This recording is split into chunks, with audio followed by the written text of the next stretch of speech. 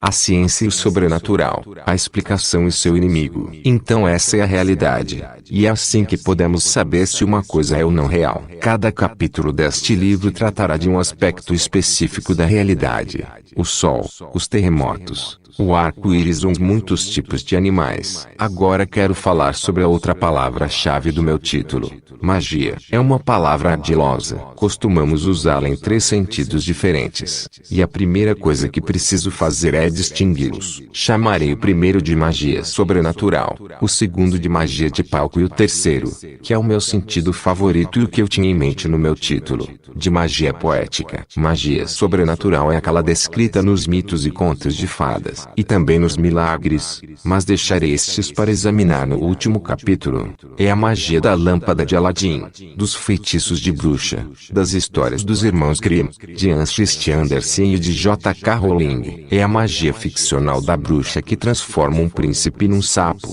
ou da fada madrinha que faz uma abóbora virar uma luxuosa carruagem. Essas são histórias da nossa infância que recordamos com ternura, e muitos de nós ainda apreciam quando são representadas em um espetáculo de Natal. Mas todos sabemos que esse tipo de magia é apenas ficção e não acontece na realidade. A magia de palco, em contraste, realmente acontece e pode ser muito divertida. Ou, pelo menos, alguma coisa realmente acontece, embora não seja o que a plateia está pensando. Um homem num palco costuma ser um homem. Não sei porquê.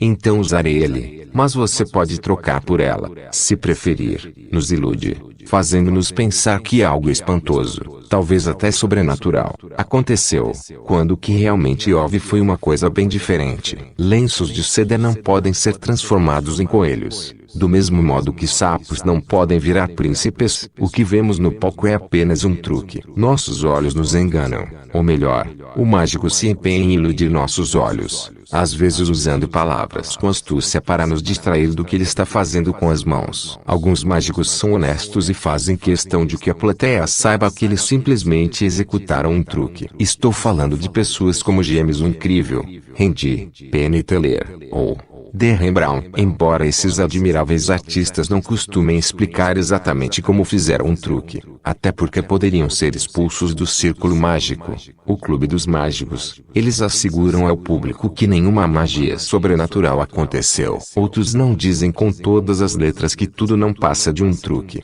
porém não ficam alardeando que não fizeram, simplesmente deixam a plateia com a prazerosa sensação de que algo misterioso aconteceu, sem mentir. Infelizmente, existem alguns mágicos que são desonestos de propósito e fingem possuir poderes sobrenaturais ou paranormais. Por exemplo, dizem que são capazes de entortar metais ou parar relógios apenas pelo poder do pensamento. Alguns desses farsantes charlatães é um bom adjetivo para eles. Recebem altas remunerações de companhias mineradoras ou petroleiras porque se dizem capazes de descobrir, usando poderes psíquicos, onde estão os bons lugares para fazer sondagem. Outros homens desse tipo exploram pessoas que vivem o luto dizendo-se capazes de entrar em contato com os mortos. Quando essas coisas acontecem, não se trata de divertir ou entreter, mas de abusar da credulidade ou do desespero das pessoas. Sejamos justos. É possível que nem todos esses indivíduos sejam charlatães. Alguns talvez acreditem sinceramente que são capazes de falar com os mortos. O terceiro significado de magia é aquele que tenho em mente no título.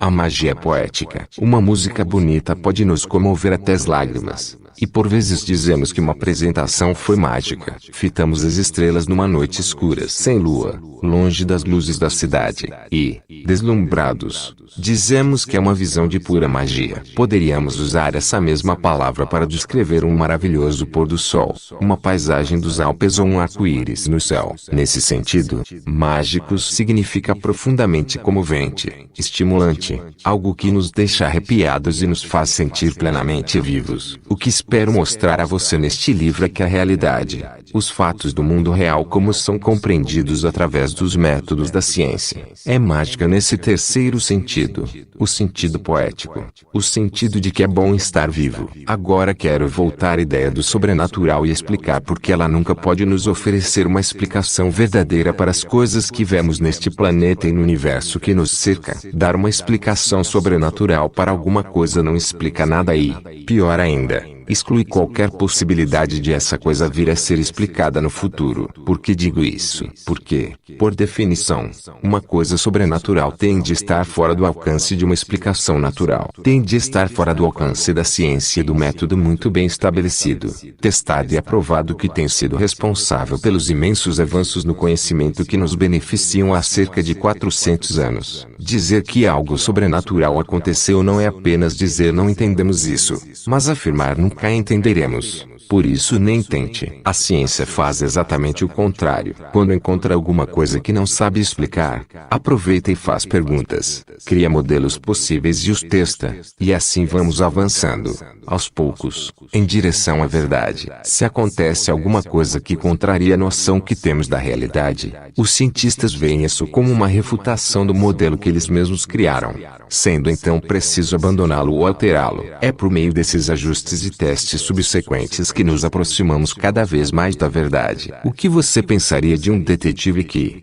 não conseguindo explicar um assassinato, tem preguiça de tentar desvendar o mistério e apela para a simples explicação de que é um caso sobrenatural? Toda a história da ciência mostra que muito do que já foi atribuído ao sobrenatural, causado por deuses, felizes ou zangados, demônios, bruxas, espíritos, maldições e feitiços, na verdade tem explicações naturais, explicações que podemos compreender e testar até considerar confiáveis. Não existe nenhuma razão para acreditar que as coisas para as quais a ciência ainda não tem uma explicação natural são sobrenaturais, do mesmo modo que os vulcões, terremotos e doenças não são causados por deuses furiosos, como antes se acreditava. É claro que ninguém acredita realmente que seria possível transformar uma abóbora numa carruagem ou um sapo num príncipe. Ou será um príncipe num sapo? Nunca consigo me lembrar, mas alguma vez você já parou para pensar por que coisas assim seriam impossíveis? Há várias maneiras de responder a essa pergunta. Eis a minha favorita. Sapos e carruagens são coisas complexas, com inúmeras partes que precisam ser reunidas de um modo específico,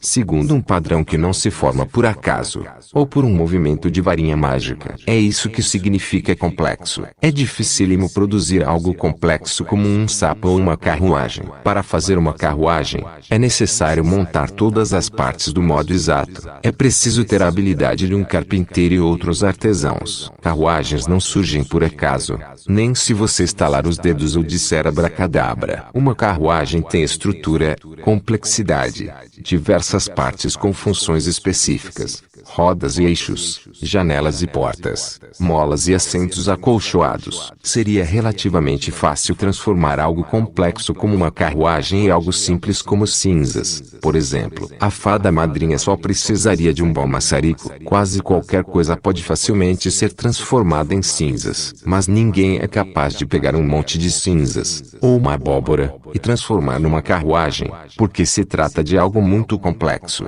Até em um sentido utilitário, uma carruagem tem a finalidade de transportar pessoas. Facilitemos as coisas para a fada madrinha. Suponhamos que, em vez de recorrer a uma abóbora, ela tivesse todas as partes necessárias para montar uma carruagem misturadas dentro de uma caixa, como naqueles kits para montar modelos de aviões. O kit para fazer uma carruagem consiste em centenas de tábuas, painéis de vidro, hastes e barras de aço, espumas, pedaços de couro, além de pregos, parafusos e cola para unir tudo. Agora suponhamos que, em vez de ler as instruções de unir as partes na sequência correta, ela simplesmente ponha tudo dentro de um grande saco e o chacoalhe. Qual a chance de que as partes venham a se unir do modo certo para montar uma carruagem? A resposta é, praticamente nenhuma. E parte da razão é o número imenso de modos possíveis em que os pedaços poderiam se combinar sem produzir uma carruagem ou qualquer coisa útil. Se você pegar inúmeras partes e sacudidas de qualquer jeito,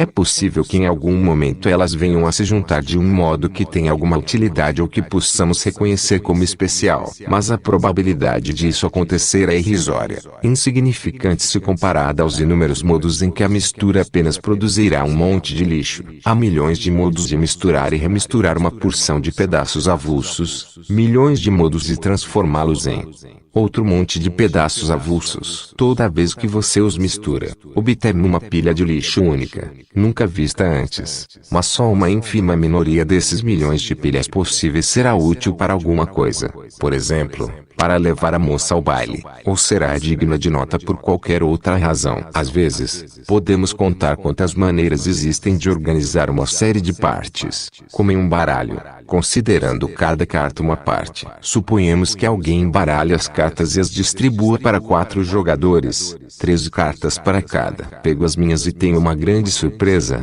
Recebi a série de espadas completa. Estou tão perplexo que nem consigo jogar e mostro minhas cartas aos outros, achando que também vão ficar espantados. Mas então todos põem cartas na mesa, e o espanto aumenta. Cada jogador tem uma mão perfeita. Uma com 13 cartas de copas, outra com 13 de ouros e a última com 13 de paus. Isso seria magia sobrenatural? Poderíamos ficar tentados a achar que sim. Os matemáticos sabem calcular a probabilidade de que essa combinação aconteça por puro acaso. É infinitamente pequena. 1 em 536, 447, 737, 765, 488, 792, 839, 237, 440, 000.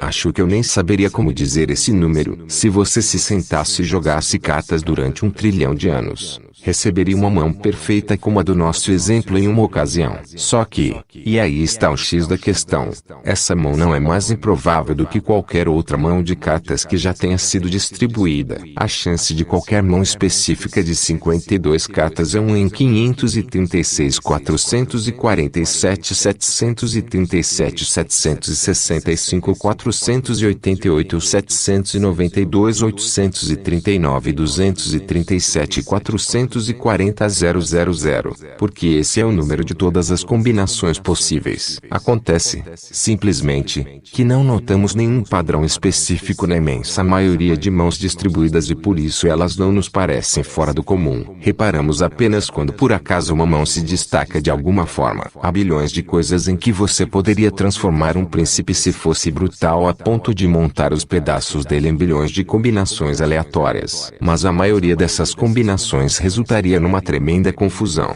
como aqueles bilhões de mãos de cartas sem nexo, aleatórias, que foram distribuídas. Apenas uma irrisória minoria dessas possíveis combinações de pedaços de príncipe embaralhados produziria algo reconhecível ou bom para alguma coisa, e ainda mais dificilmente produziria um sapo. Príncipes não viram sapos e abóboras não viram carruagens porque sapos e carruagens são coisas complexas cujas partes poderiam ter se combinado em um número quase infinito de pilhas de lixo. No entanto, sabemos que cada ser vivo, pessoa, crocodilo, pardal, árvore ou alface, evoluiu de outras formas, originalmente mais simples. Mas então isso não é um processo fortuito ou algum tipo de magia? Não, absolutamente não. Esse é um equívoco muito comum, e por isso quero explicar agora mesmo porque aquilo que vemos na vida real não é resultado de acaso, sorte ou qualquer coisa que seja mesmo que remotamente mágica, exceto, é claro, naquele sentido estritamente poético das coisas que nos enchem de assombro e deleite.